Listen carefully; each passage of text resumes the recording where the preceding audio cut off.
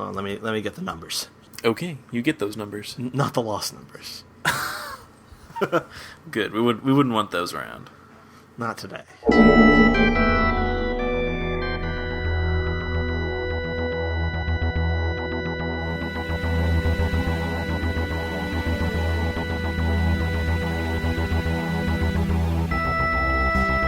I'm Tom Dickinson. And I'm Louis Midas. And this is the Cloister Room, a podcast about Doctor Who and other things.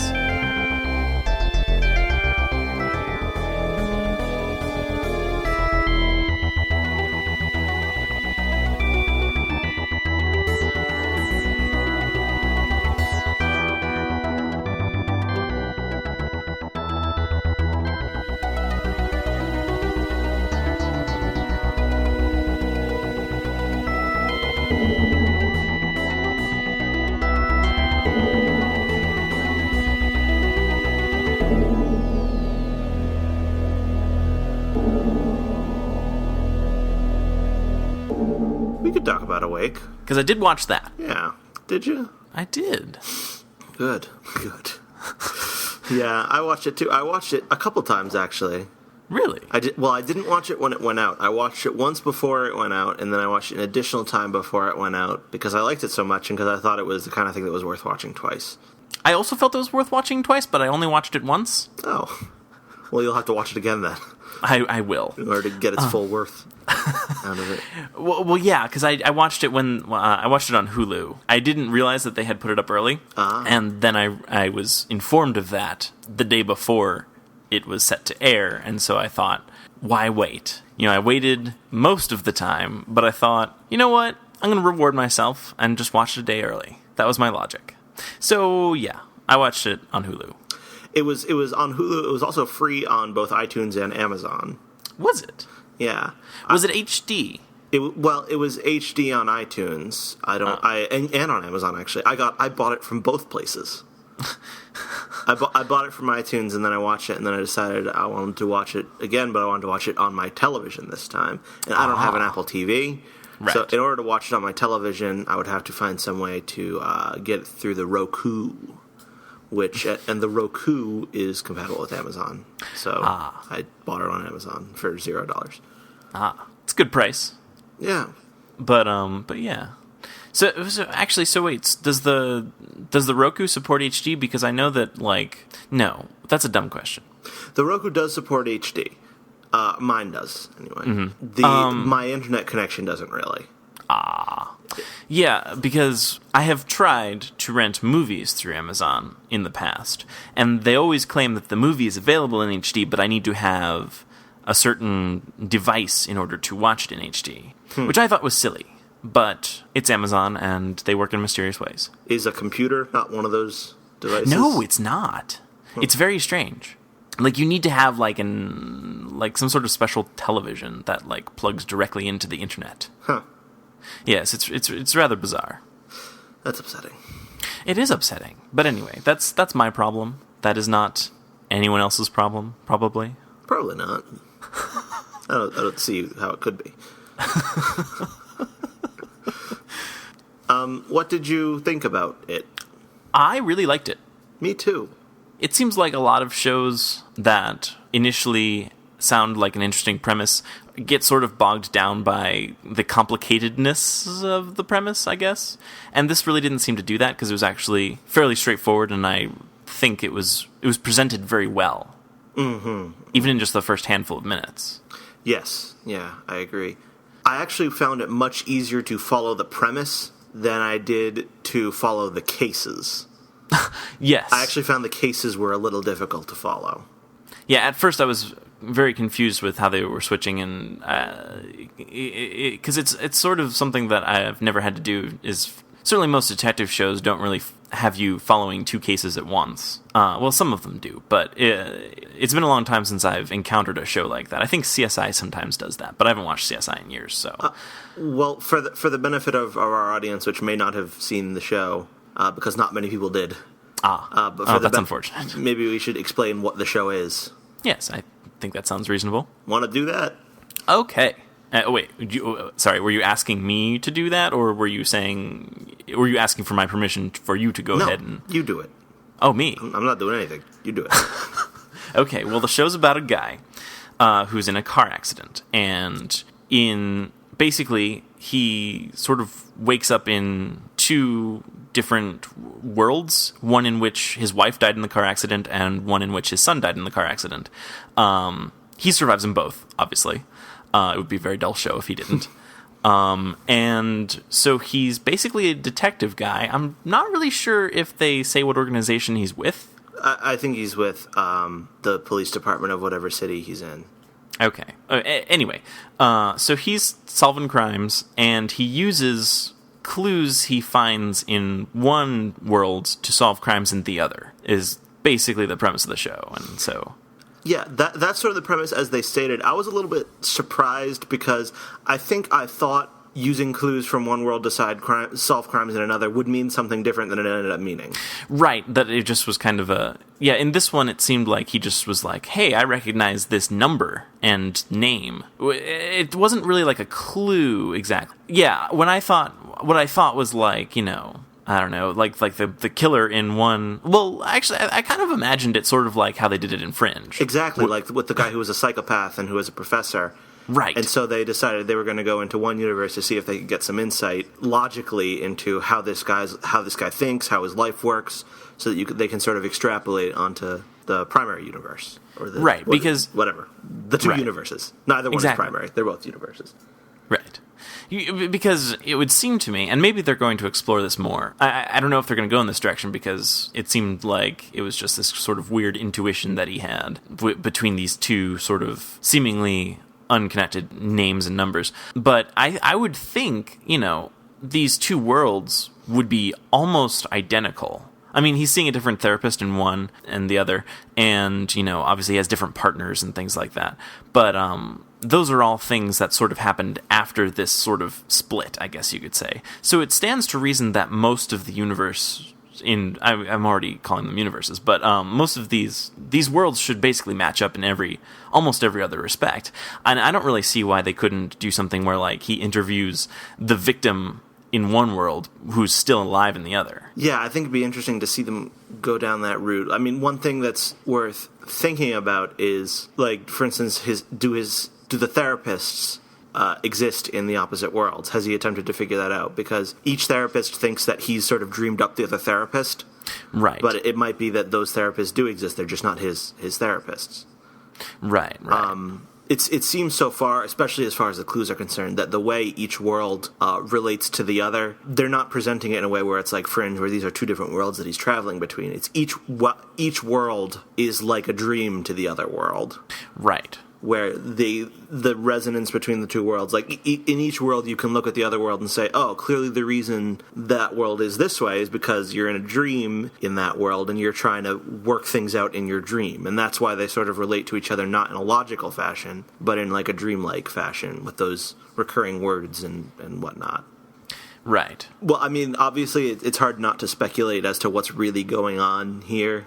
Right. And the protagonist, Detective Britton, doesn't really seem to care what's going on here. Right. He sort of states this, that he has no incentive to figure it out because all he really cares about is that he can still see both his wife and his son. Mm-hmm. And that seems to be enough for him, I guess. It would be interesting to see if that changes. I certainly don't... I would feel cheated if one world turned out to be real and the other was a dream. And I don't think that they would do that, just because it seems like a very kind of boring thing to do. Well, I think if they ever get to the point where we find out what is really going on here, it's probably going to turn out that they're both real or they're both fake. There's some third world that is correct where he died or something, and this is his afterlife for some reason. Oh, I could see that, actually. This is a screwy afterlife, if that's the afterlife. Yeah, like, really. That's kind of disappointing to think about. Like, this is how you're supposed to spend your afterlife, is just... living, oscillating between two alternative possible outcomes of the incident in which you died. Yeah, that's really unfortunate. And think about, like, if you extrapolate this, like, what if he'd been in, like, a bus load of people, and he'd been driving the bus. Then he's got to also he's got to go between 20 different universes, or no, you could have infinite combinations of who lived and who died. Man, that would really, really be intense. One thing that's not particularly clear in this, in the pilot at least, and maybe it is, maybe we're just supposed to assume, but does he go all right, Monday in the red world, Monday in the green world, Tuesday in the red world, Tuesday in the green world? Or is he going Monday in the red world, Tuesday in the green world, Wednesday in the red world, Thursday in the green world? You know what I'm saying? You're saying that he skips days? Yeah. Is it not okay, today's Monday, so I'm in the red world, and then on Tuesday I'll be in the green world? Or does he does he get a full picture of each day? See, I thought he did. Rather? I thought he did because what would happen? Do you think he would sort of live the day, let's say that his consciousness, or whatever you want to say, is in the red world on Monday. So his green world self is just doing his thing, living his day, and then that makes no sense now that you're explaining it back to me. Well, it would. Okay, so no, that wouldn't. But it would be cool if there was actually his other consciousness was also doing the same thing. But that wouldn't make sense, because then he'd be all confused when his son would be so yesterday you said I could take the car out or whatever. I don't know. Typical family stuff. I don't know. And then he'd be all confused because that didn't actually, he doesn't remember that. But I don't know why I'm even. Yes. So I don't think that would work. I find it really funny, the casting of his son. Yeah. That it's Jack's right. alternate universe son from the final season of Lost. Yeah, it made it very easy to believe. Yeah. It's oh yeah, sure, alternate universe son. Yeah, I buy this. And I think he did. I think all the cast is pretty good. Yeah. So that's nifty. Yes. One thing the show really reminds me of. I don't know how much you watched of Life on Mars. I know you watched at least some of it.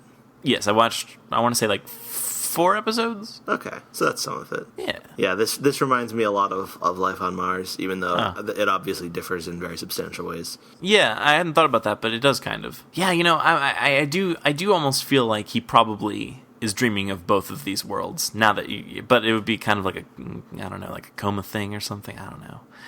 That'd be pretty intense. But that actually seems like a plausible reason that this is happening. Maybe they just have no intention of ever explaining what's really going on. I'd kind of be fine with that, actually. Just this is his situation, this is what's going on with him, and then...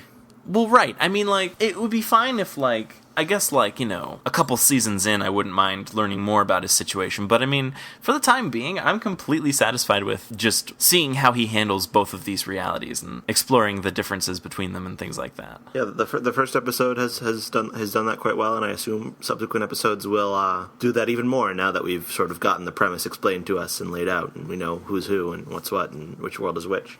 Indeed. I thought the camera filter with the different color palettes, that was really helpful to me. Yes. I found that very useful. I could. It was a good way to instantly know when the universe was switched, because I think towards the end they start switching them kind of rapidly.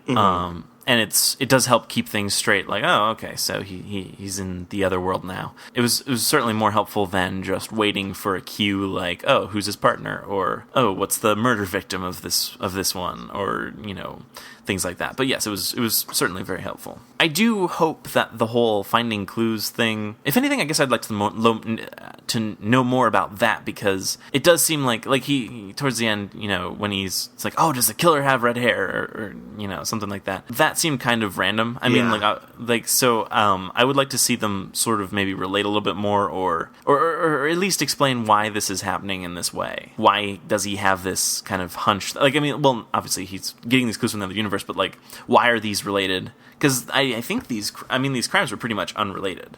And I guess it's funny because I've been watching Castle, and in Castle the murder plot is always really, really complicated, and they think they've got the murder, but no, it's actually this other guy, and typical kind of detective show stuff. And it was a little bit of a shock for me to watch this to watch this episode of Awake and have it be so simple, I guess. It's like, oh, that's the killer. It's kind of weird that you could even describe this show as simple.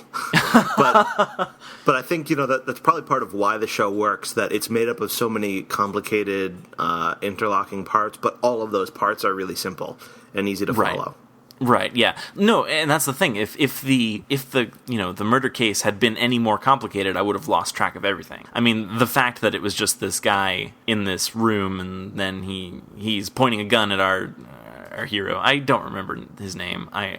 What was his name? Michael Britton. Michael Britton. Okay, I can remember that probably. Anyway, so he's pointing this gun at Britton and it's like, oh, well, I guess that makes him the killer. And then he's shot and it's resolved. Yeah. Spoilers. Sorry if you haven't watched this episode. And in both cases, I mean, it's not like we had met the killer and we were trying to figure out who it was. We weren't interviewing suspects. It was just, we got to find this guy. Oh, we found him. Yeah, right. Which, I'm fine with. I mean, I wouldn't mind seeing the cases become more complicated over time, but I think initially, to just sort of lay out the premise and everything like that, it was good to have these very straightforward cases where, okay, we're done with this. We found the killer, and he's dead, and voila. But that was the only thing I think that sort of left me sort of wanting more, I guess, is just I would like to see a little bit more complexity, but not too much, because then I would just get confused and then I wouldn't be happy. Yeah, and I think they can probably do that going forward. Maybe, because to some extent the show still needs to be accessible to someone who didn't watch the pilot. Oh, well, that's true. Because a lot of people didn't watch the pilot. Which is unfortunate. Yeah, and the ratings were pretty lame, but I'd like to think that at least part of the reason for that was that the online pre-release ate into that. Yes. Because that's probably their target audience. Unlike most shows, which aren't targeted towards the kind of people who watch TV on the internet, this show probably is. Mm-hmm. So probably a large segment of the people who might have watched on TV chose to watch it online instead. So hopefully the ratings should maybe go up next week. I don't know. Maybe not. That would be nice. But yeah, no. I certainly will be watching it again. I will probably be watching it as long as they put it on the air. Yeah, sounds like a good strategy. I think so. This is actually, I think, one of the few shows in recent memory that sounded interesting to me and actually was interesting to watch. Yeah, I think it's, especially this year, I don't think there were a lot of really great new shows this year. In fact, I think this might be the only really great new show this year. Yeah, I'd agree with that. I will say that are we saying like the start of 2012? I mean, like 2011, 2012 season. Okay. I certainly enjoyed Terra Nova quite a bit, but it wasn't nearly as much as I enjoyed Awake, or at least this episode of Awake. I enjoyed what I saw of Terra Nova, but I haven't seen all of it. Right. But yeah, no, I would agree that Awake is probably the best show this year, or best new show, I should say. Mm-hmm. Mm-hmm. The last thing we just talked about was before we saw episodes 2 and 3 of Awake, and this is after having seen episodes 2 and 3 of Awake, dear listener. So now you know. And knowing is half the battle. Mm-hmm. Or in this case, 2/3. How have you felt about Awake? Have you felt that it has kept up its level of quality from the pilot?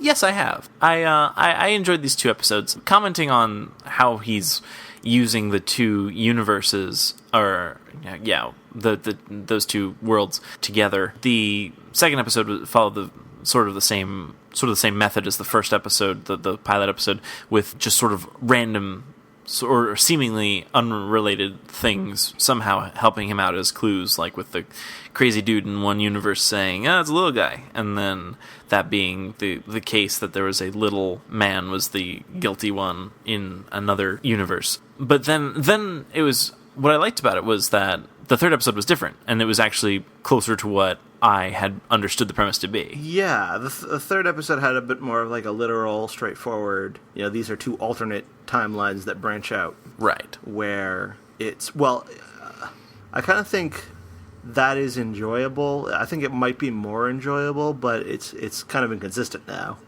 Well, yeah, that's actually something that kind of did bother me, is that these first 2 episodes, it had been implied that this was much more like it felt like kind of in a dream where you will see or hear something that's unrelated, but then it helps you sort of in your waking state or whatever, which the third episode didn't really do, which makes me wonder, just what they're going to do going forward. Well, one thing I did like about the third episode is even though it did have a straightforward and literal connection between the two worlds, it also ended with each therapist giving like a really good explanation of how, the other world is a dream and your subconscious has used it to help you figure out the problem that's happening in this universe. Like at the end of the episode, Dr. Lee, the therapist in the Red World, says, you created this alternate scenario where you were forced to prove the innocence of John Cooper because you knew all along that he was really innocent. And then Dr. Evans in the Green World said, you felt guilty about the death of John Cooper, so you created this other world where you set him free to help you alleviate the guilt. And so it's still, even though there is this connection between the two of them where it seems like they're two alternate universes, those therapists sort of point out how each world really does seem like, when you're standing in that world, that one seems real and the other one seems like a dream. Yeah, I do like how they're doing that. Something that I didn't quite like about the second episode was that it ended with this sort of...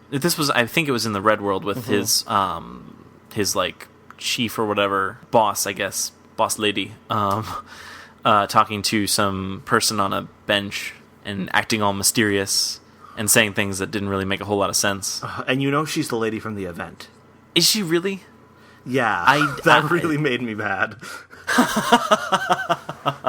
That's humorous. I actually did not know that at all. That makes me like it even less. It seemed unnecessary to me. It seemed like they had this really good premise, and then they had to like make it all mysterious. And I'm fine with mysterious things, but you don't like it. It just felt really tacked on, and I mean, I'm sure it's going to somehow come back later on. It's probably going to be very important later on, but I just don't like it.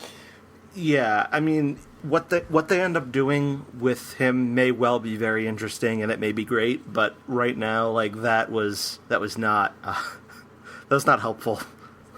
That didn't add to anything. It just made me roll my eyes. It's a kind of storytelling that I came up with a word for it the other day in conversation when I call it pronoun storytelling, which is sort of exemplified by the event. It's like, does he know yet? Does he know about it? Yes, that is exactly what it was. I use the term pronoun storytelling, and there was none of that in the pilot, and there was none of that in the third episode.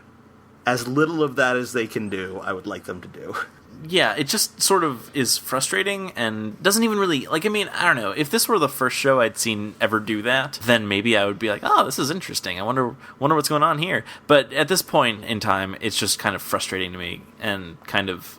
Yeah, like, it just makes me roll my eyes, basically. Yeah, I think there's a lot of that in Lost, and the reason it's allowable in Lost is because... A, Lost was so good in so many other ways, and B, they didn't even really start doing a lot of that until much later. Like, I think it wasn't until, like, the second or third season where that really became a major part of what the show did. Awake is also very good, but they're going into that a little bit too early. Possibly because they're afraid that they won't have 6 years to tell their story. Which is entirely possible.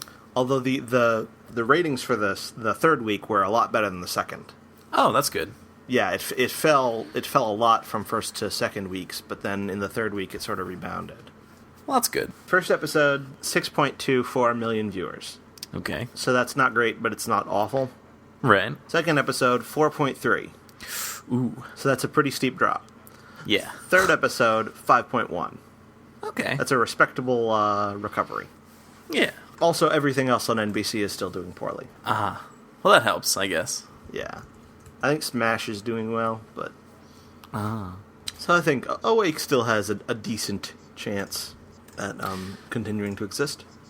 Well, that's good. I mean, I like where it's headed right now, so I certainly don't want it to go away. Yeah, me either. I'm certainly going to be continuing to watch, and hopefully continuing to enjoy. Me too.